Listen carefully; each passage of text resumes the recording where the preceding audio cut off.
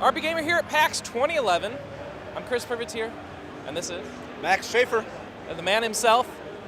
He's got news for you about Torchlight 2, including, finally, the 4th class, right? Yes, the Ember Mage. What is an Ember Mage? An Ember Mage is a magic-using character that uses elemental magics, fire, ice, lightning, that sort of stuff. Kind of rounds out our 4 character classes, the others being the Berserker, the dual-wielding fast-action melee guy, the Engineer, the technology-oriented, big, bruising, two-handed weapon guy, and the Outlander. I got them all, that was good. The Outlander, who's a sort of wandering gypsy type of guy who uses guns. So that's all 4 of our classes, and they're all 4 playable here at PAX. And they're all much more customizable than they were in Torchlight 1. So they can be man, they can be woman, you can pick hairstyle, and some other features of them as well. So, in addition to just being able to play the 4th class, you've got a new place for us to play in, right? Yeah, we're showing the second act of the game. That game is broken down into 3 basic acts, each with a hub city, big, expansive outdoor areas around it that are randomly generated, just like the dungeons are, and then dungeons underneath. And we're looking at the second one now, which is in the desert. So there's sandstorms, there's dunes, and some really cool-looking dungeons underneath. Scorpions? Obviously. Scorpion Kings. I don't know if we have a score. We will now. Excellent. Made my change. So, Torchlight 2, obviously hotly anticipated. You guys have you've really captured a lot of people's hearts and minds, given some of the announcements around some of the competition and the other games and what they're choosing to do with price points and auction houses and all that good stuff.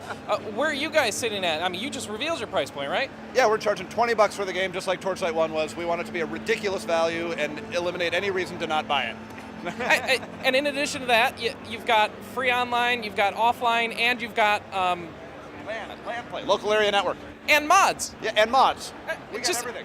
It's an incredible value. It's still $20, which I'm shocked by. I thought for sure it was going up, but you just decided, no, we got to keep it there. Yeah, it's a magic price point. You know, it worked for us well with Torchlight 1, and we just want to give people even a better value this time around, and also further distinguish us from our competitors. Yeah, and which you're doing a great job of, judging by the community feedback I've been seeing.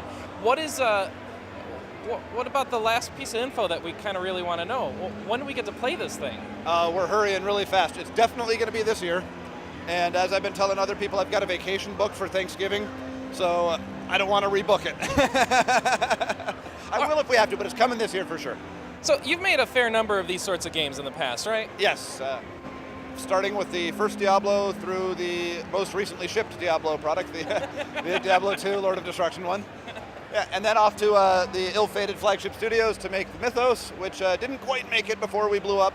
And now the Torchlights. We're having more fun than ever now, though. Well, what I'm wondering is, what about the development of this one stands out compared to all the others? Well, this one was great compared to Torchlight 1 because when we made that, we started with blank computers, so we had to install Microsoft Word on them. You know, they were literally nothing, and then 11 months later, we had a game. So that was a little bit of a breakneck pace, and this time we could hit the ground running. It's the same tools and the same basic graphics engine as Torchlight 1. So the very first day of sitting down to make Torchlight 2, we could make a level, and we could, and that really distinguishes it from the old games that we used to do, Diablos back in the day, which were much more hand-coded and painstakingly put together. Now with the cool development tools we have, courtesy of our tool guy, Greg Brown, it's just really easy and fun and rewarding to make content. So we got people making levels that weren't even level designers and doing a great job of it. And so I think that's the biggest thing for us is really good tools that let us make games efficiently and quickly. All right, do you have any favorite pieces of loot or any sort of things in the game so far? Oh, there's so many armor sets now that look really cool. And, there's set items were in Torchlight 1 also, but you'd only ever find one, ever. Now we're clustering them a lot better, so you'll actually find more, and you'll be able to put together the looks. But there's hundreds of them. I mean, I can't even explain how many cool looks there are in the game. And the loot is just fantastic. I don't even have a favorite yet, because every time I play, I find something that I've never seen before, and I'm like, oh, this is awesome. So I know it's going to be good because it's still fun to play, even demoing it all day, every day for these shows. So we still going to get an MMO from you guys at some point? Yeah, we still plan to do an MMO, but we're a small company. We're 30 guys total, and we can only do one thing at a time. So it's got to kind of percolate to the top. So we're going to finish this, We're going to do a Mac port, which will be pretty trivial. We'll get all the language versions out, and then we'll kind of let the dust settle and see what the world looks like then, and decide whether the MMO's next, or we go Xbox, or we do something else, or whatever. We think it would make a wonderful MMO, though. That still is in the long-range plans. Is it also possible you could choose to do an expansion for this thing, or is that just not the route that you guys would want to take? You know, it's possible. You know, if this blows up and everyone just wants more and more and more, we'll definitely think about it. I mean, what the community wants and requests of us is going to play a big factor in what we do next as well. Yeah, it's such a big deal. The way you guys listen to your fans is amazing. It's really cool. So the game's here. It's looking fantastic. Thank you so much for talking to us, and have a fantastic show. All right. Thanks a lot.